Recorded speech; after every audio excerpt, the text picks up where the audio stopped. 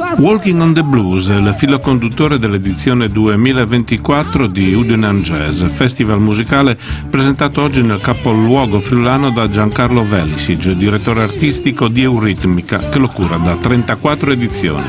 Il programma ripercorrerà sentieri che ci riportano all'anima più carnale di questa musica, ha detto Velisic. Andiamo alla ricerca del cuore del blues nel jazz, andiamo alla ricerca delle radici, ma anche di nuove fonti di ispirazione che possono prendere direzioni nuove e inaspettate.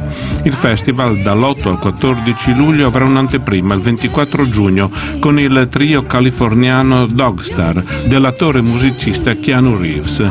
Fra i nomi di spicco del calendario, oltre a una serie di concerti disseminati in tutta la città, troviamo Gary Clark Jr. l'8 luglio, Fantastic Negrito l'11, Corey Henry il giorno seguente e Mac Ribot il 13 luglio.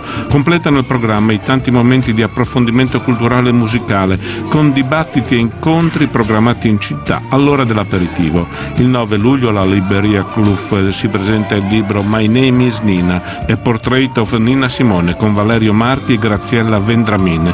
Il 10 luglio allo Spazio 35 il suono di panna, le radici del blues con Marco Maria Tosolini, e venerdì 12 luglio allo Cobo Shop l'arte di essere Tom Waits con l'attore udinese Tiberio Snydero.